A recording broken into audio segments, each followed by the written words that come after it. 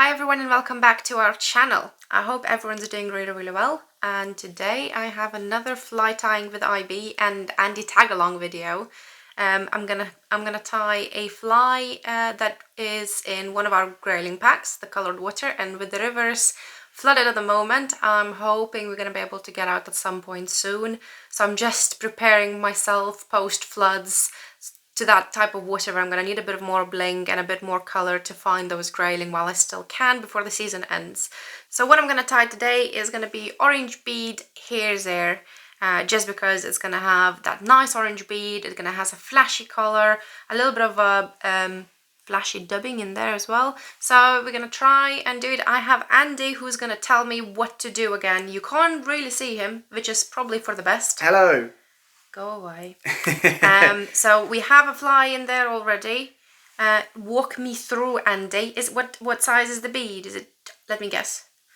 2.5. No, it's 3. So that's a full in mil check nymph in a size 14. It's a 3 mil tungsten orange bead countersunk. I agree, actually, IB. I think for the conditions we're about to face all over the UK with the rivers running down after big floods, I think a fly like this with this colour combination is absolutely ideal. That's why we put it in the coloured water pack in the first place, because I just know in coloured water this is an absolute slayer.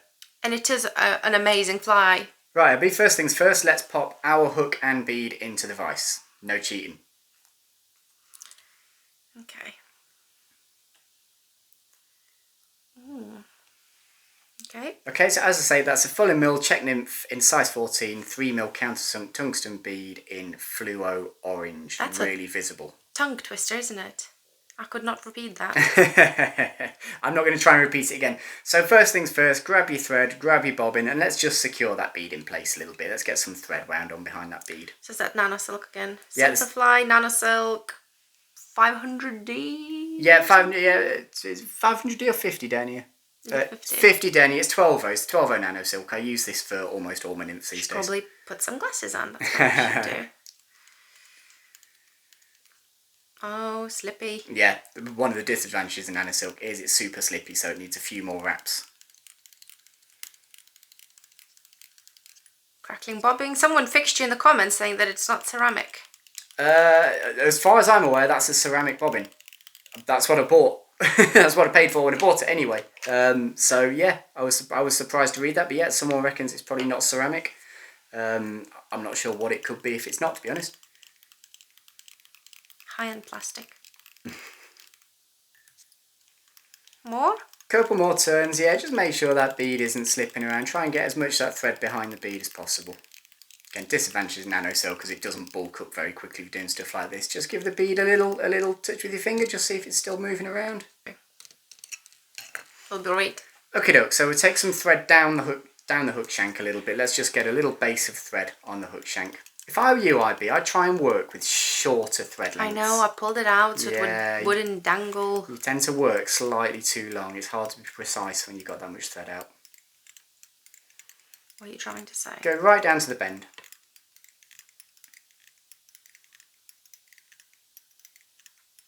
And then go back up until you're about a bead width away from the bead.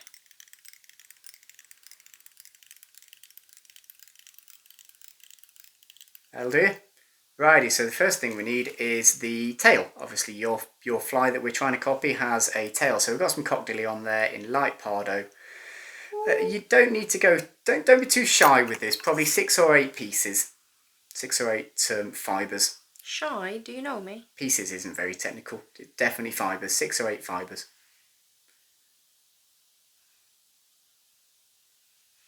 It's a good job I'm good at maths, isn't it? If you can't count weight, we've got a real problem.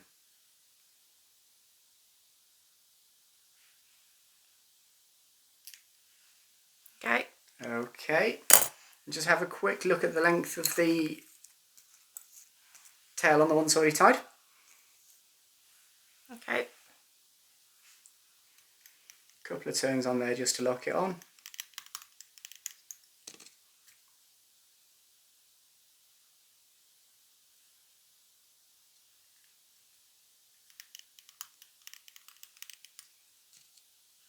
Yeah, you lost one there.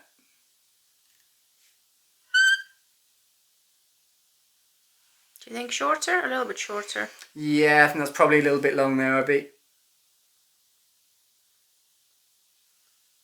Shorter? Mm-hmm.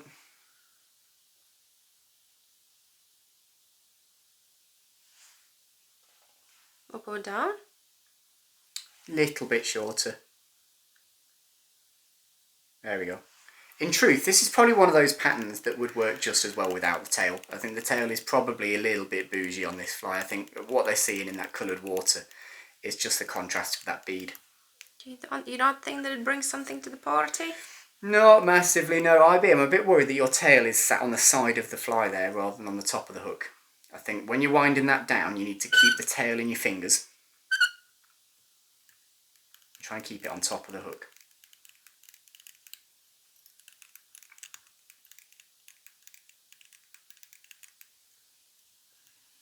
It's alright. How's that looking? Very bendy.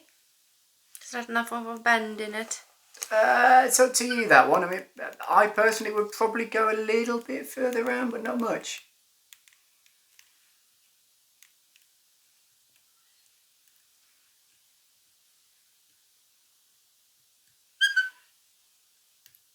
Okay. How's it looking? I'm alright with it. Right, so this fly does have a rib. The rib is copper wire. I think we're using 014 hens in a copper. So cut yourself off a section of that. That much Yep, wire? that'll do it. That'll be plenty.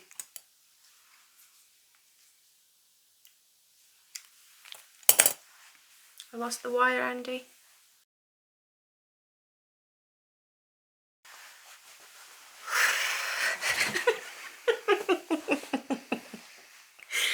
Brilliant. Okay. Okay, so wind your bobbin up to the bead.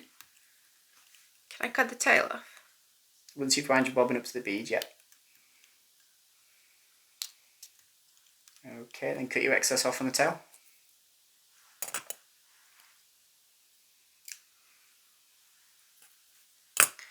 Yes.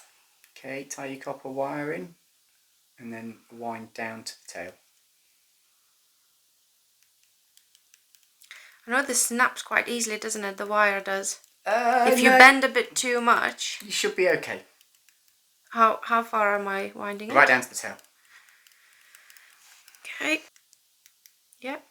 Okie dokie.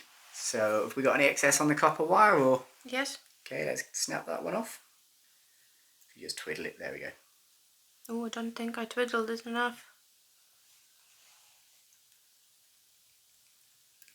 There we go. Right, so the next step is to dub the body. Now the fly is called the Orange Bead Hare's Ear. I have a feeling, to be honest, there are a few different materials in that dubbing. I don't think it's just hare's ear. So if you want to pick up the packet of dubbing that we're using, it very, very, very closely matches what was in your fly. This is the Phasna Scruffy dubbing in the UV. That's going to make me sneeze. I tell you now. We want to start fairly thin. Do we start on the tail then? Yeah, we're starting at the tail end. We'll start fairly thin, but it needs to thicken up quite quickly because it is quite a bulky fly.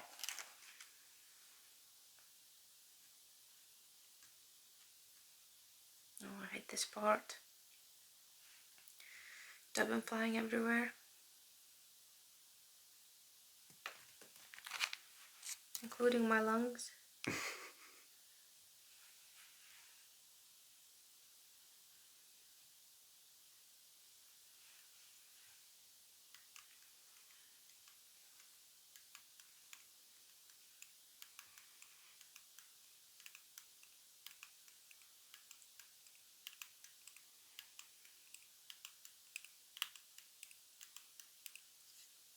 So I can always add more dubbing if I Yeah, need to. absolutely. It's worth keeping, while you're doing this, particularly while you're copying a pattern, it's worth keeping half an eye on the other pattern while you're doing this, just so you can match yours against the other pattern. I'm making mine very skinny again, aren't I? You got the hint there, didn't you? Was that subtle enough? I don't know if that was subtle enough or not.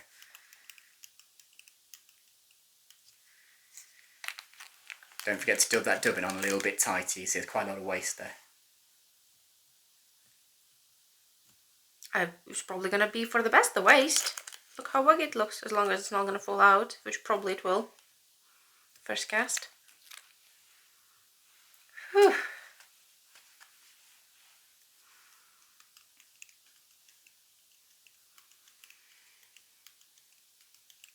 You know what I think always deceives me? Go on. Is how, you know how it looks like thin, but then the next layer you put on, it tightens, it packs it all up. So it's like, it's never ending. You think, oh, that's going to be fat, and then you put another thread over it, and then it's thin again. You also have to keep in mind you're going to rib it as well, and the rib will always just slightly compress a fly, so you'd rather have, personally I'd rather have a little bit too much on at this point. Worst case scenario is you have to go in with a dubbing brush, and you can just brush it out with that. Well, we're pretty fat here. How are we looking? Is it a good match? I think so. I think if anything, mine probably is a bit fatter, but like you said, we might pack it down a little bit. Okay, so first thing I'd do there is just pluck out all the unnecessary bits. It's not a real buggy, scruffy fly. We don't mind there being a little bit of stuff sticking out there, but it's not super buggy, scruffy.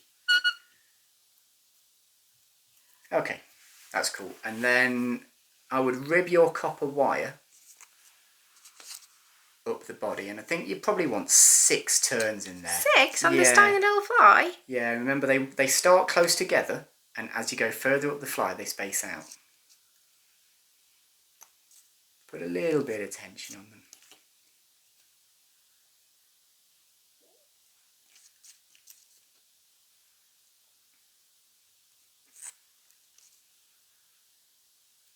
That's 5. Okay, if you feel like that's enough, then that's enough. Okay, and we'll tie that down.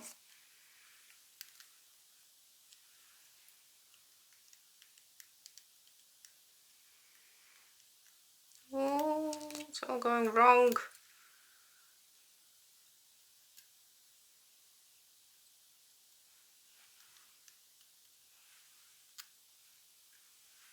Okay, that'll do. Very aggressive. How's that looking? Nice. Happy with that? Yes. Cool, righty, because we're nearly done. So you got one last material here.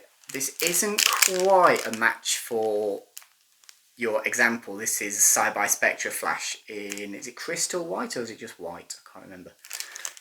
Pearl. Sorry. I actually think for the kind of water conditions we're going to be facing in the near future, this is better because it's got a little bit of spangle to it. A little bit of UV just catches the light slightly. So we'll put a nice thick collar of that on there. You can see in your previous example that the collar is actually slightly thicker than the dubbing. Yeah. I'll try that, and if I need to, I'll put more.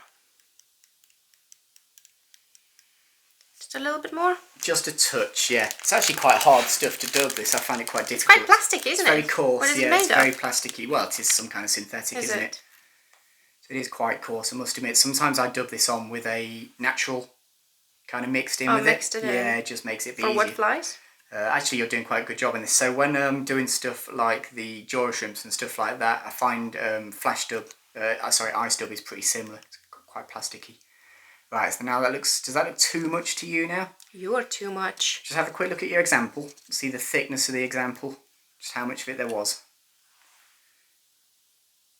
What do you reckon?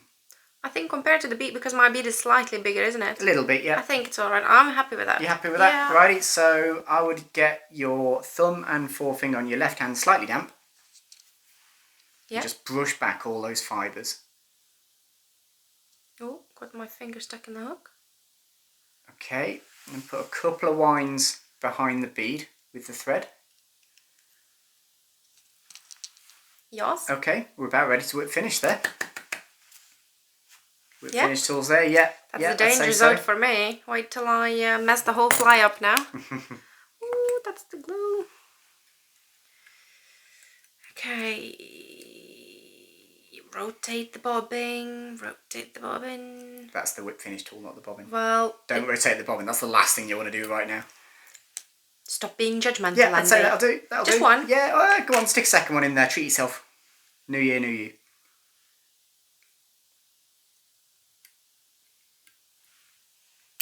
Good stuff, IB. There you go. Just nick that off as close as you can. Yay! And that is the orange bead hare's it as it appears in the coloured water pack. Nice, visible, bit of flash, buggy looking. Obviously that orange bead is essential to the fly. It's not orange bead hare's here without an orange bead.